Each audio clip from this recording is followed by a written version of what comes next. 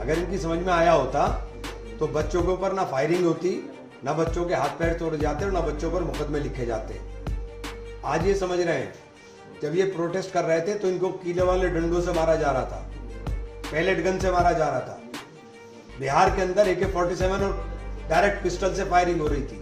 तो ये बहुत देर से समझ में आता है इनकी। ये आरक्षण के खिलाफ हैं। ये जिस व्यवस्था को चाहते हैं उस व्यवस्था के अंदर और अमीर और गरीब की खाई बहुत गहरी होगी।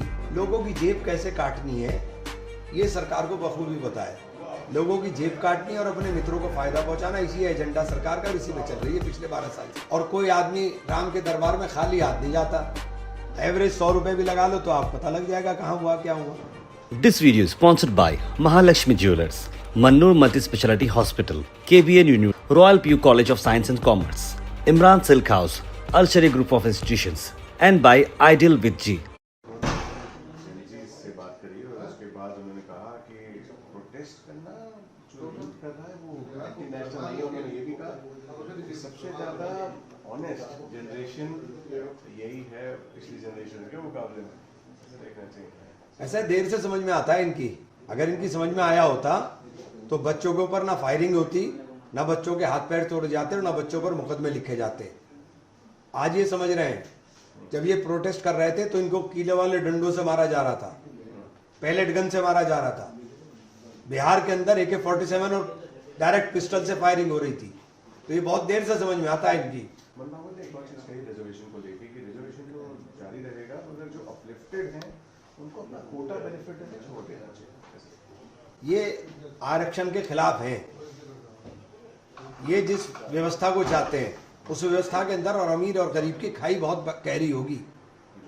पार्लियामेंट्री अफेयर्स मिनिस्टर किरण रिजिजू पिछले 3 दिनों में 2 बार राहुल जी से भी मुलाकात करी और जो वुमेन रिजर्वेशन बिल है और जो हमारा दूसरा जो बिल है डिलिमिटेशन का, उसके ऊपर जो सरकार को कांग्रेस में करना चाहिए उसके ऊपर उनकी मुलाकात। देखिए, डिलिमिटेशन बिल जो है वो पूरी तरीके से मैं समझता हूँ कि देश के हित में नहीं है। एक क्षेत्रवाद की भावना के साथ एक नया विवाद उत्पन्न होगा और वो साउथ वर्सेस नॉर्थ या हिंदी भाषी वर्सेस अदर क्षेत्र के अंदर एक नया संघर्ष पैदा होगा। वो देश के लिए ठीक नहीं है। लोकसभा ने जहाँ पे बैंक्स और सर्विस प्रोवाइडर्स को बोला है कि यूपीआई ट्रांजैक्शन में लोगों की जेब कैसे काटनी है ये सरकार को बखूबी पता है। लोगों की जेब काटनी और अपने मित्रों को फायदा पहुंचाना, इसी एजेंडा सरकार का, इसी में चल रही है पिछले 12 साल से। परमिशन रिस्टोर हुई है राहुल गांधी के छात्रों की गूंज जो प्रयागराज में होना है, क्या उम्मीद है? हमारा तो पहले से तय था। हमने कहा था कि कार्यक्रम करेंगे, राहुल जी जाएंगे। FCRA बिल को लेकर अब क्रिश्चियन लीडर्स हैं, उन्होंने अमित शाह को गुहार करी है कि या तो FCRA बिल को वापस ले लें या तो फिर आप JPC भेज दें। आपका क्या मत है? देखिए, ये सारा का सारा काम जो है देश के अंदर हर चीज के ऊपर अपना कंट्रोल चाहिए। मंदिर का चंदा सामने आ गया, सब जगह अपना कंट्रोल चाहिए।